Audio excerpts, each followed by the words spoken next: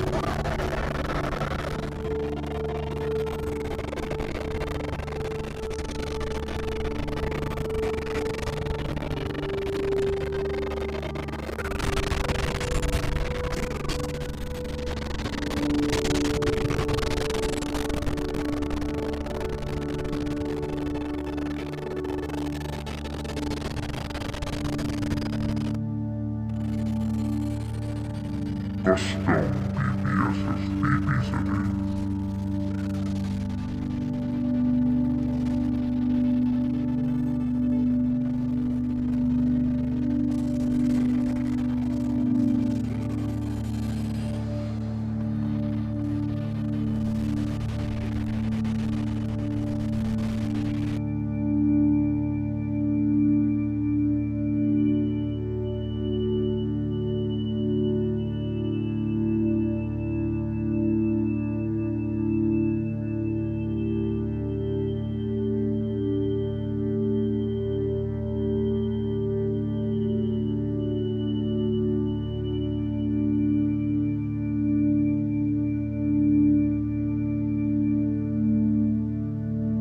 Custom settings are superior than default settings. We are in the PPSSPP Emulator home screen now. From here we will go to the settings, and here we will change all the settings from which we will get the maximum performance. In the graphical menu, choose Vulkan if your device supports it, otherwise use OpenGL. In the mode, if your phone is slow or has less RAM, you skip buffer effects, or if your phone is capable enough, use buffered rendering. But in some cases, even the slow phones can have greater performance in the buffered rendering.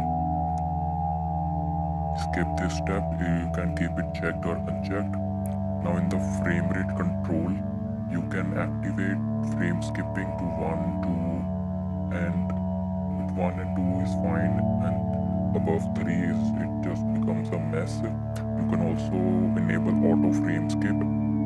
What it does is that it makes your game run faster and smoother. Like in the comparison video you might have seen in the first video, the character was moving very slowly like in slow motion, but in the second video the frame skip option was on, that's why it was very quick.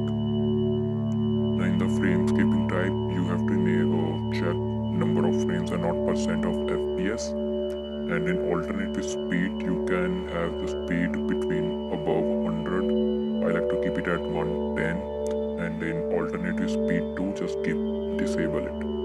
Now in the features section, enable vignette in post-processing shader as it helps to get more FPS. You can skip the display layout editor as it is not that required, and enable full screen so you can play the games in full screen mode. Now in the performance section, keep your rendering resolution to 1x PSP. This is the option which will enhance your graphics or decrease it, but I like to keep it at its lowest so I can get the maximum performance. In the display resolution, it is for your PPSSPP's user interface quality. I like to keep it at native. And now check all of these boxes: hardware transform, software skinning, worst text cache, lazy texture caching, retain change textures, disable slower effects, hardware tessellation. Now in this spline and Bezier curves quality, keep it at low. One thing I should tell you about these settings is that not all games support all these settings. You have to tinker around with the settings to get the max performance, but these settings work for most of the games. You have to just skip this texture scaling, keep it off, and just skip them. In the texture filtering, tap on this anisotropic filtering and turn it off. And now in the lower bottom, in the overlay information, you can keep the FPS if you want, so you can see the frames you have. Now onto the audio section. If you want to have sound, you can enable it, but I would recommend to disable it because audio is often choppy in emulated games and it also affects the performance. But it is your wish. If you want to enable it, keep the audio latency at high and global volume at 6, 7 or 8. Now onto the controls. You won't have many things in controls which will affect the performance, but you might want to turn off this haptic feedback so your phone consumes less power. There is nothing in networking which will help us for performance. In tools, you need to go to developer tools and check on this Dynarack JIT.